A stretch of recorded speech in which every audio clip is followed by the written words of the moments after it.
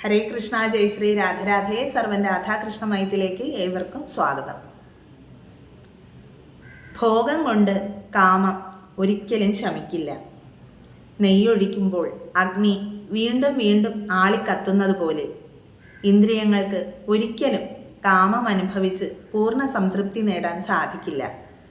ഇതുമായിട്ട് ബന്ധപ്പെട്ട് ശ്രീമദ് ഭാഗവതത്തിൽ ഒരു രാജാവിൻ്റെ കഥയുണ്ട്. ആ കഥ നമുക്കൊന്ന് കേട്ടു നോക്കാം. സ്വയംഭൂ മനുവിൻ്റെ പുത്രനായ പ്രിയവ്രതന്റെ പുത്രിയായിരുന്നു ഊർജ്ജസ്വത. ഊർജ്ജസ്വതയെ വിവാഹം കഴിച്ചിരുന്നത് ശുക്രമഹർഷിയായിരുന്നു. ശുക്രമഹർഷിയുടെയും ഊർജ്ജസ്വതയുടെയും ഏക പുത്രിയായിരുന്നു ദേവയാനി. അവർ താമസിച്ചിരുന്നത് അസുര രാജാവായ വൃഷവർവാവിൻ്റെ കൊട്ടാരത്തിനടുത്തായിട്ടാണ്. ശുക്രാചാര്യരെ പറ്റി ഞാൻ പറയേണ്ടതില്ല, ഏവർക്കും അറിയാവുന്നതാണ്. അദ്ദേഹം അസുര രാജവംശത്തിന്റെ കുലഗുരുവാണ്. മരിച്ചവരെ ജീവിപ്പിക്കുന്ന മൃതസഞ്ജീവനി മന്ത്രം അറിയാവുന്ന ഏക മഹർഷി എന്ന് പറയുന്നത് ശുക്രാചാര്യരായിരുന്നു. അതുകൊണ്ട് തന്നെ ദേവന്മാർ വളരെ ഭക്തി പുരസരമാണ് അദ്ദേഹത്തെ ആരാധിച്ചിരുന്നത്. ആ ഇടയ്ക്ക് ദേവന്മാരുടെ ഗുരുവായ ബൃഹസ്പതിയുടെ പുത്രനായ കജൻ ശുക്രാചാര്യരുടെ അടുത്ത് നിന്നും സൂത്രത്തിൽ ഈ മൃതസഞ്ജീവനി മന്ത്രം അറിയുന്നതിന് വേണ്ടിയിട്ട് അദ്ദേഹത്തിൻ്റെ ശിഷ്യത്വം സ്വീകരിച്ച് ആ ആശ്രമത്തിൽ തന്നെ താമസിക്കുവാൻ. ആ കാലത്ത് ശുക്രമഹർഷിയുടെ ഏക പുത്രിയായ ദേവയാനി കജനോട് വളരെ താല്പര്യം കാണിക്കുവാനായിട്ട് തുടങ്ങി. ദേവയാനി വളരെ ആത്മാർത്ഥമായി തന്നെ കജനെ സ്നേഹിക്കുവാൻ തുടങ്ങി. എന്നാൽ കജനാണെങ്കിൽ പുറമേയുള്ള സ്നേഹം നടിച്ചതല്ലാതെ അദ്ദേഹത്തിന് ആത്മാർത്ഥമായി യാതൊരുവിധ സ്നേഹവും ദേവയാനിയോട് ഉണ്ട്. ആ സമയത്ത് ദേവയാനിയുടെ അമ്മയായ ഊർജ്ജസ്വല കജൻ ആരാണ് എന്നുള്ള സത്യം മനസ്സിലാക്കുന്നതിന് വേണ്ടി അവർ അസുരന്മാരെ നിയോഗിച്ചു. അവരുടെ അന്വേഷണത്തിനൊടുവിൽ കജൻ ദേവഗുരുവായ ബൃഹസ്പതിയുടെ പുത്രനാണെന്നും ഉപായത്തിൽ മൃതസഞ്ജീവനി മന്ത്രം പഠിക്കുവാനായി വന്നെത്തിയതാണെന്നും അവർ മനസ്സിലാക്കി. അതോടുകൂടി അസുരന്മാർ പല രീതിയിൽ കജനെ വകവരുത്തുവാനായിട്ടുള്ള ശ്രമങ്ങൾ തുടങ്ങി. ഒരിക്കൽ അസുരന്മാർ കജനെ വിഷം കൊടുത്ത് കൊന്നുകളഞ്ഞു. ചമത പറിക്കുവാൻ പോയ കജനെ കാണാതെ തിരക്കിയിറങ്ങിയ ദേവയാനിക്ക് കജന്റെ മൃതദേഹമാണ് കാണാൻ കഴിഞ്ഞത്. ദേവയാനിയുടെ സങ്കട നിമിത്തം ശുക്രാചാര്യർ മൃതസഞ്ജീവനി മന്ത്രം ഉപയോഗിച്ച് കജനെ രക്ഷപ്പെടുത്തി. അസുരന്മാർ പലതവണ കജനെ വകവരുത്തുവാനായിട്ട് ശ്രമിച്ചുവെങ്കിലും ആ ശ്രമങ്ങളൊക്കെ നിഷ്ഫലമാവുകയാണ് ചെയ്തത്.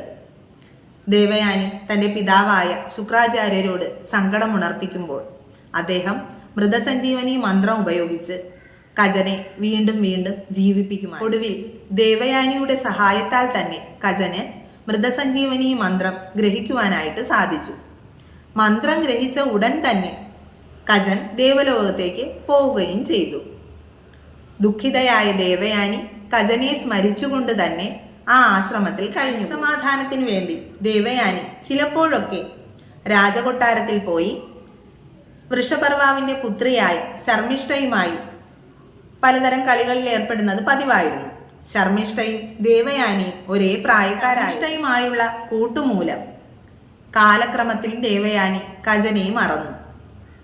തൻ്റെ ജീവിതത്തിൽ നടന്ന ഒരു സ്വപ്നം മാത്രമായി മാറി ആ പ്രേമബന്ധം. അങ്ങനെ ഇരിക്കെ ശർമ്മിഷ്ഠയും ദേവയാനിയും കൂടി നദിയിൽ സ്നാനം ചെയ്യുവാനായിട്ട് പോയി. വസ്ത്രങ്ങളൊക്കെ അവർ കരയിൽ വെച്ച് നദിയിൽ നീരാടുവാനായിട്ട് ആരംഭിച്ചു. അപ്പോൾ അക്കരെ നിന്നും രാജോചിത വേഷം ധരിച്ച ഒരു സുന്ദരനായ കുമാരൻ നദി കുറുകെ കടക്കുവാനായിട്ട് തുടങ്ങുന്നത് അവരുടെ ശ്രദ്ധയിൽപ്പെട്ടു. പരിഭ്രാന്തരായ ദേവയാനിയും ശർമ്മിഷ്ഠയും കൂടി കരയ്ക്ക് കയറി തങ്ങളുടെ വസ്ത്രങ്ങൾ അവരെടുത്ത് ധരിക്കുവാനായിട്ട് ആരംഭിച്ചു. വസ്ത്രങ്ങൾ ധരിച്ചതിന് ശേഷമാണ് അവർ അറിയുന്നത് തമ്മിൽ ആ വസ്ത്രങ്ങൾ മാറിപ്പോയി എന്നുള്ളത്. അതായത് ദേവയാനി ധരിച്ചത് ശർമ്മിഷ്ഠയുടേതും ശർമ്മിഷ്ഠ ധരിച്ചത് ദേവയാനിയുടേതും. ആദ്യം ശർമ്മിഷ്ഠയുടെ വസ്ത്രം എടുത്ത് ധരിച്ചത് ദേവയാനി ആയിരുന്നു. ഇത് ശർമ്മിഷ്ഠയ്ക്ക് ഒട്ടും രസിച്ചില്ല. അവർ ഈ കാര്യം അങ്ങോട്ടും ഇങ്ങോട്ടും പറഞ്ഞ് വാക്കുതർക്കത്തിൽ ഏർപ്പെട്ടു. വാക്കുതർക്കം മൂർച്ഛിച്ചതോടെ ശർമ്മിഷ്ഠ ദേവയാനിയുടെ വസ്ത്രങ്ങളെല്ലാം പിടിച്ചഴിച്ച് അവരെ ഒരു പൊട്ടക്കിണറ്റിലേക്ക് തള്ളിയിട്ടു. എന്നിട്ട് ഒന്നും അറിയാത്ത രീതിയിൽ ശർമ്മിഷ്ഠ കൊട്ടാരത്തിലേക്ക് പോകും. കിണറ്റിൽ കിടന്നുകൊണ്ട് തന്നെ ദേവയാനി അലമുറയിട്ട് കരയുവാനായി തുടങ്ങി. അക്കരയിൽ വെച്ച് അവർ കണ്ട ആ സുന്ദരനായ കുമാരൻ നഹുഷപുത്രനായ യയാതി ആയിരുന്നു. അദ്ദേഹം മൃഗയാ വിനോദത്തിനായി കാട്ടിൽ വന്നതായിരുന്നു. തൻ്റെ പിതാവായ നഹുഷന് ശാപഗ്രസ്തമേറ്റപ്പോൾ വളരെ ചെറുപ്പത്തിൽ തന്നെ അദ്ദേഹത്തിന് രാജ്യഭാരം ഏൽക്കേണ്ടതായിട്ട് മറുകരയിൽ നിന്നും ഇക്കരെ എത്തിയ യയാതി ഒരു പെൺകുട്ടിയുടെ ദീനരോദനം കേൾക്കുവാനായിട്ട് ഇടയായി. ശബ്ദം കേട്ട ആ ഭാഗത്തേക്ക് അദ്ദേഹം വന്ന് നോക്കുമ്പോൾ വളരെ ആഴമുള്ള പൊട്ടക്കിണറ്റിൽ ഒരു യുവതി കിടന്ന് കരയുന്നതാണ് അദ്ദേഹം കാണാനിടയായത്. ഉടൻ തന്നെ അദ്ദേഹത്തിൻ്റെ ഉത്തരീയം വലിച്ചു കീറി അത് കൂട്ടി യോജിപ്പിച്ച് കിണറ്റിലേക്ക് ഇട്ടുകൊടുത്തു. അപ്പോൾ ദേവയാനി അതിൽ പിടിച്ച് കരയ്ക്ക് കയറുവാനായിട്ട് തുടങ്ങി. കരയ്ക്ക് അടുക്കാറായപ്പോൾ അദ്ദേഹം തൻ്റെ കൈകൾ നീട്ടി അവളെ കരയ്ക്കടുപ്പിച്ചു. അതിനുശേഷം തൻ്റെ അംഗവസ്ത്രങ്ങളൊക്കെ കൊടുത്ത് അവളുടെ നഗ്നത മാറ്റി. അപ്പോൾ ദേവയാനി രാജാവിനോടായിട്ട് ചോദിക്കും. രാജാവാണെന്നൊന്നും ദേവയാനിക്ക് അറിയില്ല. തന്നെ രക്ഷപ്പെടുത്തുന്നതിന് വേണ്ടിയിട്ട് കിണറ്റിൽ നിന്നും രാജാവിൻ്റെ കരം കൊടുത്താണല്ലോ ദേവയാനിയെ കരയ്ക്ക് പിടിച്ച് കയറ്റിയത്. അപ്പോൾ അവർ പറയും, എനിക്ക് അങ്ങ് കരം തന്നതുകൊണ്ടും അങ്ങയുടെ കരം തന്നതുകൊണ്ടും അപ്പോൾ പാണിഗ്രഹണം നടന്നതായിട്ടാണ് അവർ കരുതുന്നത്. അപ്പോൾ കരം തന്നതുകൊണ്ടും അതുപോലെ എൻ്റെ മാനം മറയ്ക്കുന്നതിന് വേണ്ടി അങ്ങയുടെ അംഗവസ്ത്രം എനിക്ക് തന്നതുകൊണ്ടും അപ്പോൾ അംഗവസ്ത്രം കൊടുത്തത് കൊണ്ട് പുടവദാനം നടന്നത് ആയിട്ടാണ് ദേവയാനി കരുതപ്പെടുന്നത്. ഈ രണ്ട് കാര്യങ്ങളും നടന്നതുകൊണ്ട് അങ്ങ് എൻ്റെ ഭർത്താവായി മാറണമെന്ന് ദേവയാനി യയാതിയോട് ആവശ്യപ്പെടുകയാണ്. എന്നിട്ട് അവർ ചോദിക്കും, അങ്ങ് ആരാണെന്നും ഉള്ള കാര്യവും ചോദിക്കും. അപ്പോൾ അദ്ദേഹം പറയും, ഞാൻ ചന്ദ്രവംശത്തിലെ നഹുഷന്റെ പുത്രനായ യയാതിയാണ് എന്നതൊക്കെ അതിനുശേഷമാണ് ദേവയാനി അറിയുന്നത്. ഇന്നത്തെ ഈ കാലഘട്ടത്തിലാണെങ്കിൽ എങ്ങനെയായിരിക്കും ഇരിക്കുക ഒരു പെൺകുട്ടി? ഇന്നത്തെ പെൺകുട്ടികൾ വളരെ പക്വതയായിട്ട് ചിന്തിക്കുന്നവരാണ്. ഒരിക്കലും അവർ അപ്പോൾ കാണുന്ന ഒരു പുരുഷനെ തൻ്റെ ഭർത്താവായി മാറണമെന്ന് ഒരിക്കലും അവർ ആഗ്രഹിക്കാറില്ല. അവൻ്റെ വിദ്യാഭ്യാസമോ കുലമോ കഴിവോ ഒന്നും മനസ്സിലാക്കാതെ ഒരു പെൺകുട്ടികളും ഇങ്ങനെ ഒരു ആവശ്യം ഉന്നയിക്കാറില്ല. പക്ഷേ ആ കാലഘട്ടം എന്ന് പറയുമ്പോൾ സത്യത്തിന് ഏറ്റവും കൂടുതൽ വില കൊടുക്കുന്ന ഒരു കാലഘട്ടമായിരുന്നു. അവർ പാണിഗ്രഹണം നടന്നതായിട്ടും വസ്ത്രദാനം നടന്നതായിട്ടും ഒക്കെ കാണുന്നത് വിവാഹത്തിന് തുല്യമായിട്ടാണ്. അതുകൊണ്ടാണ് ദേവയാനി യയാതി മഹാരാജാവിനോട് ഇപ്രകാരം ഒരു ആവശ്യം. ആ സമയത്താണ് യയാതി മഹാരാജാവിനോട് ദേവയാനി പറയുന്നത്, ഞാൻ ശുക്രാചാര്യരുടെ ഏകപുത്രിയാണ് എന്നുള്ളത്. അപ്പോൾ ദേവയാനിയെ വിവാഹം കഴിക്കുന്നതിൽ യയാതി മഹാരാജാവിന് ഒരു തടസ്സവുമില്ല. പക്ഷേ ശുക്രാചാര്യർ സമ്മതിക്കുമോ എന്നുള്ള ഒരു ഭയം മാത്രമായിരുന്നു അദ്ദേഹത്തിനുണ്ടായിരുന്നത്. അപ്പോൾ ദേവയാനി പൂർണ്ണമായിട്ടും അദ്ദേഹം സമ്മതിക്കുമെന്നുള്ള ഉറപ്പ് കൊടുത്തു. അങ്ങനെ ഉടൻ തന്നെ വന്ന് ഭവതിയെ വിവാഹം കഴിച്ച് ഞാൻ എൻ്റെ രാജധാനിയിലേക്ക് കൊണ്ടുപോകാമെന്ന ഒരു വാക്ക് കൊടുത്ത് അദ്ദേഹം തൻ്റെ കൊട്ടാരത്തിലേക്ക് പോയി. എന്നാൽ ദേവയാനി തിരിച്ച് തൻ്റെ ആശ്രമത്തിലേക്ക് പോകാതെ അവിടെ തന്നെ കരഞ്ഞുകൊണ്ടിരിക്കുകയാണ് ചെയ്തത്. അവർക്കറിയാം തന്നെ കാണാതായാൽ തൻ്റെ അച്ഛൻ എത്ര വൈകിയാലും തിരക്കി വരുമെന്നുള്ളത് അവർക്കറിയാം. ദേവയാനി അവിടെ തന്നെ ഇരുന്ന് കരയുവാനായിട്ട് തുടങ്ങി. അല്പം കഴിഞ്ഞപ്പോൾ തൻ്റെ മകളെ തിരക്കി ശുക്രമഹർഷി അവിടെ എത്തിച്ചേർന്നു. ഉണ്ടായ സംഭവങ്ങളും ശർമ്മിഷ്ഠ ചെയ്ത കൊടുംപാതകങ്ങളുമെല്ലാം അവർ തൻ്റെ പിതാവിനെ പറഞ്ഞ് ധരിപ്പിച്ചു. അതിനുശേഷം ദുഷ്ടന്മാരായ ഈ ദാനവർക്കൊപ്പം ഇനി നമുക്ക് വസിക്കേണ്ട എന്ന് നിർബന്ധപൂർവം തന്നെ ശുക്രമഹർഷിയെ ദേവയാനി പറഞ്ഞ് ധരിപ്പിച്ചു. അതിനുശേഷം കൊട്ടാരത്തിൽ എത്തിച്ചേർന്ന ശുക്രമഹർഷി രാജാവായ വൃഷപർവാവിനെ കണ്ട് വിവരങ്ങളെല്ലാം പറഞ്ഞു. ഇനി ഞങ്ങൾ ഇവിടെ താമസിക്കില്ല എന്നും പറഞ്ഞ് അദ്ദേഹം പുറത്തേക്ക് പോയി. അപ്പോൾ ആകെ സങ്കടത്തിലായ വൃഷപർവാവ് ശുക്രമഹർഷിയെ ഒരുപാട് തവണ പറഞ്ഞു നോക്കി. എന്നിട്ടും അദ്ദേഹം അതിന് സമ്മതിക്കുവാനായിട്ട് ഇടയായി. ആചാര്യനെ വിടാനുള്ള മടി കൊണ്ട് ദാനവേന്ദ്രൻ എത്രയും പെട്ടെന്ന് തന്നെ ദേവയാനിയുടെ അടുത്ത് ചെന്ന് ക്ഷമാപണം നടത്തി. എന്നാൽ ദേവയാനി ഇതൊന്നും ചെവിക്കൊള്ളാൻ കൂട്ടാക്കിയില്ല. തൻ്റെ മകൾക്ക് പറ്റിയ തെറ്റിന് എന്ത് പ്രായശ്ചിത്തമാണ് ഞാൻ ചെയ്യേണ്ടത് എന്ന് ആ ദാനവേന്ദ്രൻ ദേവയാനിയോട് ചോദിക്കും.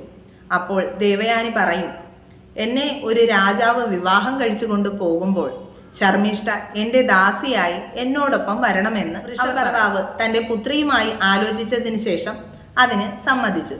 തൻ്റെ വംശത്തിൻ്റെ രക്ഷയ്ക്ക് വേണ്ടി ത്യാഗം അനുഭവിച്ചു കൊള്ളാമെന്ന് ശർമ്മിഷ്ഠ സമ്മതിക്കുകയും അടുത്ത ദിവസം തന്നെ യയാതി മഹാരാജാവും ദേവയാനിയും തമ്മിലുള്ള വിവാഹം നടന്നു. രാജധാനിയിലേക്ക് പോകുന്നതിന് മുമ്പായി ശർമ്മിഷ്ഠയായ തൻ്റെ ദാസിയെ കൂടെ കൂട്ടുവാൻ ദേവയാനി മടിച്ചില്ല. രാജധാനിയിലേക്ക് പോകുന്നതിന് മുമ്പായി തൻ്റെ ജാമാതാവായ യയാതിയോടായിട്ട് ശുക്രമഹർഷി പറയും, അങ്ങ് വളരെ ചെറുപ്പമാണ്. എൻ്റെ മകളുടെ ആഗ്രഹത്തിന് എതിരായി ഈ ദാസിയിൽ അങ്ങയ്ക്ക് എന്തെങ്കിലും അവിഹിതമായ ഒരു വീഴ്ച ഉണ്ടാവുകയാണെങ്കിൽ അങ്ങ് എൻ്റെ ശാപത്തിന് ഇടയായി തീരും എന്ന് ശർമ്മിഷ്ഠ ദേവയാനിയുടെ ദാസിയാണെങ്കിലും ഒരു രാജകുമാരി എന്ന നിലയിൽ യയാതി മഹാരാജാവ് ശർമ്മിഷ്ഠയ്ക്ക് താമസിക്കുവാനായിട്ട് ഒരു മന്ദിരം നൽകി. രാത്രിയിൽ അവിടെ താമസിച്ചതിനു ശേഷം പകൽ വന്ന് ദേവയാനിയെ പരിചരിക്കുകയും ചെയ്യുമായിരുന്നു. ഇങ്ങനെയായിരുന്നു ശർമ്മിഷ്ഠയുടെ ദേവയാനിയുടെ ദാസ്യപ്പണി ചെയ്തു പോന്ന ശർമ്മിഷ്ഠ സുശീലയും സുന്ദരിയും അതിലേറെ സ്നേഹനിധിയുമായിരുന്നത് കൊണ്ട് തന്നെ ദേവയാനി അറിയാതെ യയാതി മഹാരാജാവ് ശർമ്മിഷ്ഠയെ കൂടി തൻ്റെ ഭാര്യയായിട്ട് സ്വീകരിച്ചു. ആ ബന്ധത്തിൽ അവർക്ക് ദ്രുഹ്യു, അനുദ്രുഹ്യു, പുരു എന്നീ 3 പുത്രന്മാർ ഉണ്ടാവുകയും ചെയ്തു. യയാതിക്ക് ദേവയാനിയിൽ 2 പുത്രന്മാരുണ്ടായി. അത് യദുവും തുർവസുമായിരുന്നു. ആ യദുവാണ് പിന്നീട് യദുവംശത്തിന് കാരണമായി തീരുന്നത്. കൊട്ടാരം പരിചാരികയിൽ നിന്നും ദേവയാനി ശർമ്മിഷ്ഠ യയാതിയുടെ മറ്റൊരു ഭാര്യയാണെന്നും അവർക്ക് 3 പുത്രന്മാരുണ്ടായി എന്നുമൊക്കെയുള്ള വിവരം ദേവയാനിയെ പറഞ്ഞു ധരിപ്പിച്ചു. ക്രോധം കൊണ്ട് വിറച്ച ദേവയാനി തൻ്റെ പിതാവിനെ ചെന്ന് കണ്ട് ഈ വിവരങ്ങളൊക്കെ പറഞ്ഞു. അദ്ദേഹവും കോപാകുലനായി രാജധാനിയിൽ വന്നു. എന്നാൽ യയാതി മഹാരാജാവ് അദ്ദേഹത്തിനോട് മാപ്പിരക്കാൻ ശ്രമിച്ചുവെങ്കിലും അദ്ദേഹം അതിന് സമ്മതിച്ചില്ല.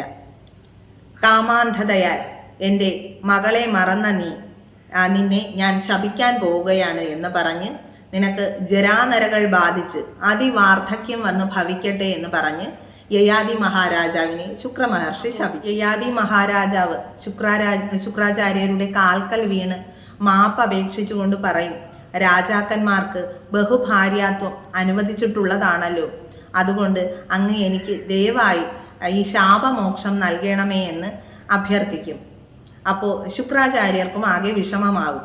ഞാൻ ശപിച്ചത് അല്പം കടന്നു പോയി എന്ന് അദ്ദേഹത്തിന് തോന്നാനിടയായി. അപ്പോൾ അദ്ദേഹം പറയും, നിന്റെ പുത്രന്മാരിൽ ആരെങ്കിലും നിന്റെ വാർദ്ധക്യം ഏറ്റുവാങ്ങുകയാണെങ്കിൽ നിനക്ക് പഴയതുപോലെ യുവത്വം തിരിച്ചു കിട്ടുമെന്ന് ശാപമോക്ഷം കൊടുക്കുകയും ചെയ്യും. ചന്ദ്രവംശത്തിൽ അതിസുന്ദരനായി പരിലസിച്ചിരുന്ന യയാതി മഹാരാജാവ് വളരെ പെട്ടെന്ന് തന്നെ വാർദ്ധക്യം ബാധിച്ച് ജരാനരകളും ബാധിച്ച് പല്ലുകളെല്ലാം കുഴിഞ്ഞ് കണ്ണുകളെല്ലാം കുഴിയിൽ വീണ് അതിവാർദ്ധക്യം അനുഭവിച്ചു കൊണ്ട് തന്നെ കൊട്ടാരത്തിൽ കഴിഞ്ഞുകൂടി. ദേവയാനിയോടായിട്ട് തൻ്റെ പിതാവായ ശുക്രാചാര്യർ പറയും, ദേവയാനി, നിനക്ക് ഇത്രയും അഹങ്കാരം പാടില്ല. നീ നിന്റെയും നിന്റെ പുത്രന്മാരുടെയും ഭാവി കൂടിയാണ് ഇല്ലാതാക്കിയിരിക്കുന്നത്. ഒരു സ്ത്രീ എന്ന് പറയുന്നത് ഭൂമിയോളം ക്ഷമിക്കേണ്ടവളാണ്. ഒരു പുരുഷന് ഇങ്ങനെ ഒരു അബദ്ധം പറ്റിയാലും ഉത്തമയായ ഒരു സ്ത്രീയാണെങ്കിൽ അത് അദ്ദേഹത്തിനെ പറഞ്ഞ് തിരിപ്പിച്ച് തൻ്റെ ജീവിതത്തിലേക്ക് മടങ്ങി കൊണ്ടുവരാനാണ് ഏതൊരു സ്ത്രീയും ശ്രമിക്കുന്നത്. എന്നാൽ ദേവയാനിയുടെ ഈ ഒരു ധാർഷ്ട്യവും വൈരാഗ്യ ബുദ്ധിയും കാരണം തൻ്റെയും തൻ്റെ കുട്ടികളുടെയും യയാതി മഹാരാജാവിൻ്റെയും കൂടി ജീവിതമാണ് ഇല്ലാതായി തീർന്നത്. ഇതും പറഞ്ഞ് വളരെ വ്യസനത്തോടു കൂടി തന്നെ ശുക്രാചാര്യർ തൻ്റെ ആശ്രമത്തിലേക്ക് മടങ്ങിപ്പോയി. ആ കൊട്ടാരത്തിലുണ്ടായിരുന്ന സർവമാന പേരും ദേവയാനിയെ വെറുക്കുവാനായിട്ട് തുടങ്ങി. താൻ നിമിത്തം വാർദ്ധക്യം ബാധിച്ച തൻ്റെ ഭർത്താവിനെ ഒരു നോക്കു കാണുവാൻ പോലും ദേവയാനി കൂട്ടാക്കിയില്ല. ആരുമില്ലാതെ ഒറ്റപ്പെട്ടുകൊണ്ട് തന്നെ അവർ ആ അന്തഃപുരത്തിൽ കഴിഞ്ഞുകൂടി. ഈ വൃദ്ധാവസ്ഥയിലും യയാതി മഹാരാജാവിനെ പരിചരിച്ചത് ശർമ്മിഷ്ഠയായിരുന്നു. അവൾ അസുരപുത്രിയായാലെന്ത്, അവളുടെ ആദർശശുദ്ധിയും ഭർതൃഭക്തിയും ജനങ്ങൾ പുകഴ്ത്തിക്കൊണ്ടേയും വല്ലാതെ വിഷമിപ്പിച്ചുകൊണ്ടിരുന്ന ഒരവസരത്തിൽ യയാതി മഹാരാജാവ് തൻ്റെ മൂത്ത പുത്രനായ യദുവിനെ വിളിച്ചിട്ട് പറഞ്ഞു തൻ്റെ വാർദ്ധക്യം സ്വീകരിക്കുമോ എന്ന്. എന്നാൽ യദു അത് നിരസിക്കുകയാണ് ചെയ്തത്. അനന്തരം അദ്ദേഹം തൻ്റെ മറ്റു 3 പുത്രന്മാരെ കൂടി വിളിച്ചിട്ട് ഈ അഭിപ്രായം പറഞ്ഞു. എന്നാൽ അവരൊക്കെ അത് പുഞ്ചിരിച്ചുകൊണ്ട് നിരാകരിക്കുകയാണ് ചെയ്തത്. ഒടുവിലത്തെ മകനായ പുരുവിനോട് മാത്രം യയാതി മഹാരാജാവ് തൻ്റെ ഈ ആഗ്രഹം പറഞ്ഞില്ല. അവനും എൻ്റെ ആഗ്രഹം നിരാകരിച്ചാലോ എന്ന ഭയം ഓർത്തിട്ടാണ് അദ്ദേഹം പുരുവിനോട് ഈ വിധം പറയാതിരുന്നത്.